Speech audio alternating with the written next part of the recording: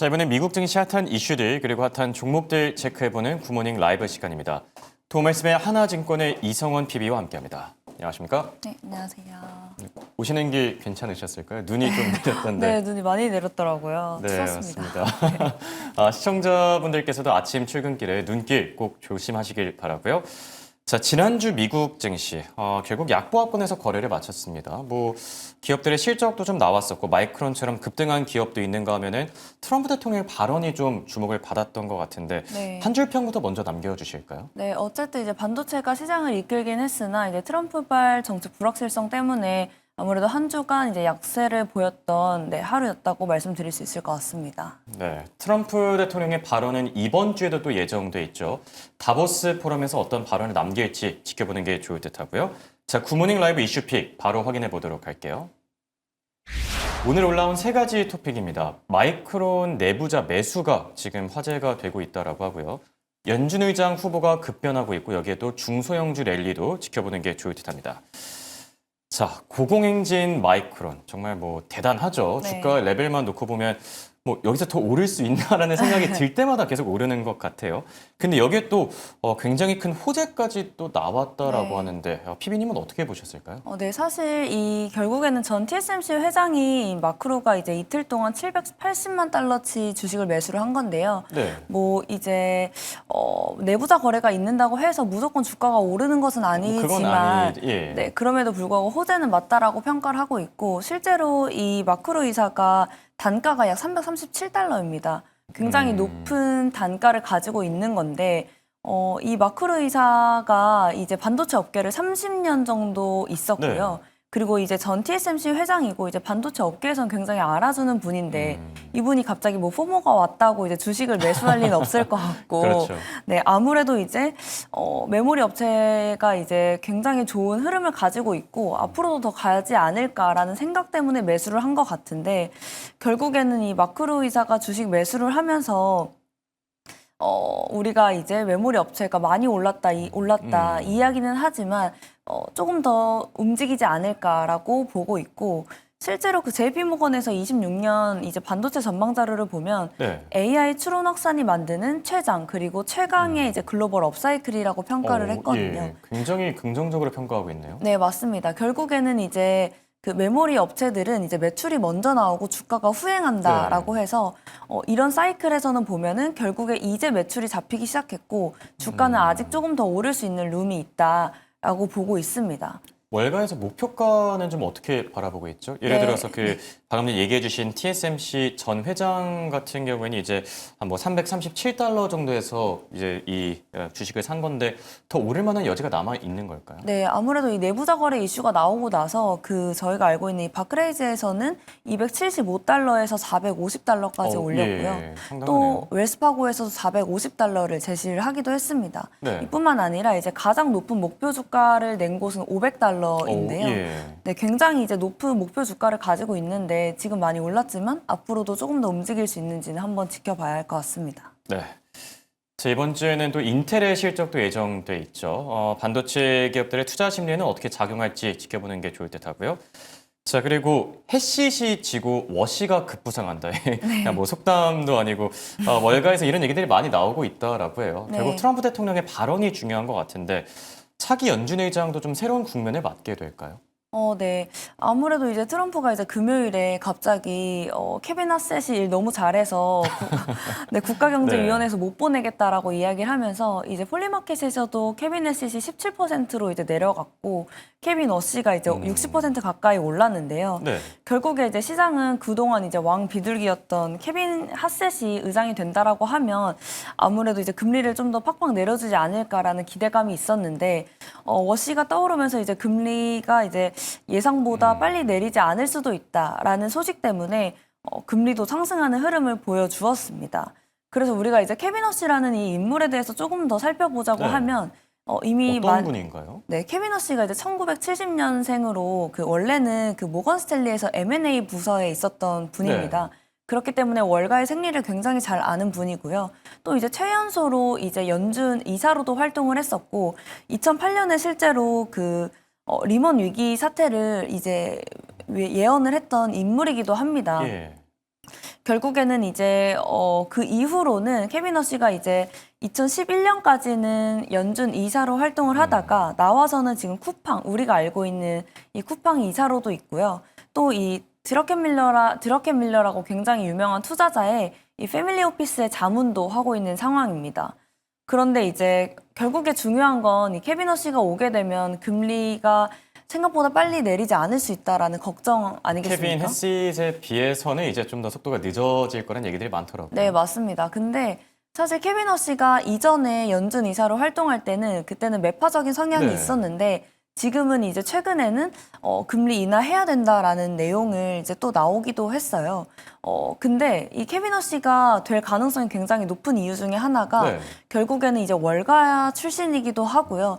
또 트럼프랑 친밀감이 좀 높은 인물이기도 하고 또 현재 이제 정부에서 가지고 있는 자리가 없기 때문에 연준 의장으로 앉히는데도 이제 문제가 없을 것 같고 또 무엇보다도 이제 현재는 금리 인하를 주장을 하고 있는데 연준의 거대 자산 축소를 주장을 하고 있기 때문에 아무래도 트럼프가 딱 원하는 흐름에 알맞는다라고 네. 보고 있고 이번 주에는 좀 연준 의장이 확정이 되는지가 지켜볼 만하고 만약에 또 그렇다고 하면 채권 금리가 어떻게 움직이는지까지 한번 확인해 보면 좋을 것 같습니다. 네.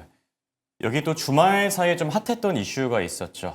바로 제이미 다이먼이 갑자기 이제 연준 의장 후보로 좀 올라설 수 있다라는 이 카더라 소식이 월스트리트저널에서 나온 건데 뭐 트럼프 대통령 입장에서 이제 가짜 뉴스다라면서 발끈한 점도 같이 참고하시길 바라고요. 자, 그리고 올해 미국 증시 그 안에서 이제 S&P 500과 러셀 지수를 좀 구분해서 보면은 올해 상승장의 주인공은 지금까지는 중소형주다 이런 얘기들이 많더라고요. 네, 맞습니다. 그만큼 뭐 S&P 500의 수익률을 이 러셀 2000 지수가 좀 많이 추월하고 있는 듯한데 이런 흐름들은 앞으로 어떻게 보는 게 좋을까요? 네. 결국에 지금 오늘 이제 1월 셋째 주지 않습니까? 예. 지금까지 봤을 때 이 러셀 2000 지수는 약 8% 조금 넘게 올랐고 S&P 500은 1.6%밖에 상승하지 않았습니다. 단순 비교하면 이제 5배 정도 차이가 나는 건데 예. 우리가 여전히 이제 빅테크에 집중을 하고 있고 빅테크의 뭐 실적이 나쁜 것도 아니고 AI 수요가 이제 떨어진 것도 아닙니다. 그럼에도 불구하고 지금 이 중소형 러셀 지수가 오른 게 결국에는 이제 오르지 않았던 종목으로 순환매가 이루어진 것도 있다라고 보고 있고 이 중소형주가 올랐던 배경에는 이제 금리 인하 기대감 때문이 있는데요. 이 중소형주 이 러셀 2000 지수에 포함한 기업들의 부채 중에 약 40%가 변동금리 때문입니다. 변동금리입니다. 네. 이 변동금리이기 때문에 한번 금리가 내려가기 시작하게 되면 이자 부담이 이제 바로 줄어드는 구간이고요. 또 여기에 덧붙여서 이제 하나 중요한 게 이 중소형주는 해외보다 이 미국 내 매출 비중이 굉장히 높은 기업들이 많습니다. 아무래도 그렇기 때문에 이제 글로벌 경기보다는 이 미국 경기와 정책 변화에 더 민감한데 이번 올해에 네. 중간 선거가 있지 않습니까? 그렇죠. 그렇기 때문에 이 트럼프가 지금 어쨌든 경기를 살리기 위해서 굉장히 많은 정책을 내고 네. 있는 상황에서 가장 수혜볼 수 있는 기업들이 바로 이 러셀 2000 지수라는 이 러셀 2000 지수에 있는 종목들이라는 거죠. 네. 그런데 이게 좀 지속될까 더 갈까라고 했을 때는 이 월가에서도 되게 의견이 나뉘는데요. 뭐 러셀 2000 지수가 아마 3,100포인트까지 오를 수 있다라고 이제 예상을 하는 기관도 있기는 한데 이 러셀 2000 지수가 이제 상대 강도 지수라고 하는 이 RSI라는 기술적 네. 지표를 봤을 때 이미 70이 넘어갔기 때문에 과매수, 네, 예, 맞습니다. 그렇네요. 과매수 구간으로 보고 있어서 바클레이즈에서도 이제 이야기한 게 추격 매수보다는 아무래도 우리가 이제는 차익 실현을 해야 되는 시기이지 네. 않을까라고 평가를 내리기도 했습니다. 네. 중소형주가 답이냐 대형주가 답이냐 뭐 조금 더 지켜봐야 될 듯하지만 어쨌든 포트폴리오 안에서는 비중을 좀 이제 균형 있게 갖춰가는 것도 좋아 보일 듯합니다. 자, 그리고 기업단 얘기들을 저희가 조금 더 나눠볼까 하는데요. 지난주에 슈퍼마이크로 컴퓨터가 또 큰 화제가 됐었죠. 네. 이게 제 기억으로 한 2, 3년 전에 굉장히 네, 핫했다가 맞아요. 한번 이제 좀 구설수에 휘말렸었죠. 그다음에 꺾인 뒤에 뭐 최근 들어서는 주가 레벨 자체가 계속 좀 회복 흐름을 나타내고 있는데 슈퍼마이크로 컴퓨터의 급등은 어떻게 보셨을까요? 네. 이때 슈퍼마이크로 컴퓨터는 그 AI 데이터 센터용 이제 서버와 스토리지 전문 IT 기업입니다. 예. 결국에는 이제 엔비디아의 파트너라고 보시면 되는데요. 이 슈퍼마이크로 컴퓨터가 결국엔 TSMC의 실적 때문에 이 AI 인프라 수요의 확신으로 인해서 좀 올랐다라고 보고 있는데 네. 결국에 지금 이 슈퍼마이크로 컴퓨터가 약 3개월 동안 40% 정도 하락을 했는데 이러한 주식까지 올렸던 게 바로 TSMC인 거는 맞습니다. 근데 제가 봤을 때 지금 이 슈퍼마이크로 컴퓨터를 긍정적으로 봐야 하냐에 대해서는 아직은 저는 좀 불확실하다라고 생각을 하고 있고요. 문제되는 부분이 있을까요? 네, 일단은 AI 서버에 대한 수요는 강한 거는 맞지만 일단 수익성 마진이 계속 압박이 지속되고 있고 네. 여기에 더 붙여서 델이나 뭐 시스코 같은 대기업과의 경쟁 심화 우려도 걱정이 있고요. 또 과거에 이제 회계보고 지연이나 감사 문제 같은 이제 내부 리스크 이력 역시도 네. 있었기 때문에 아무래도 이번에 2월 초에 나오는 실적을 보고 우리가 결정을 하는 것이 맞지 않을까라고 생각을 하고 급하게 이제 주식을 매수할 필요는 아직은 없어 보인다라고 말씀드릴 수 있을 것 같습니다. 네, 지금 당장 이렇게 많이 오른다고 해서 추격 매수에 나서기보다는 2월 달에 있을 실적을 보고, 근데 2월 달에 실적이 나오는 게 맞나요? 아니면 네, 아마 이제 2월 초로 이제 예상되어 있습니다. 네, 알겠습니다. 2월 초에 실적 발표하는 점 같이 참고하시면 좋을 듯합니다. 자, 그리고 두 번째 특징주로는 슐럼버거를 준비해 주셨어요. 슐럼버거. 어떤 기업인지 간단하게 소개해 주실 수 있으실까요? 네, 슐럼버거는 이제 최근에 베네수엘라 때문에 조금 각광받고 있는 기업인데요. 네. 결국에는 이제 전 세계 이제 유전 서비스 1위 기업이라고 보시면 됩니다. 예. 이번 주에도 이제 실적 발표가 이어질 예정인데 그렇죠. 이 실적 발표 중에서 저는 금요일 이제 장전에 나오는 이 슐럼버거를 조금 더 주의 깊게 봐야 하지 않을까라고 생각을 하고 있습니다.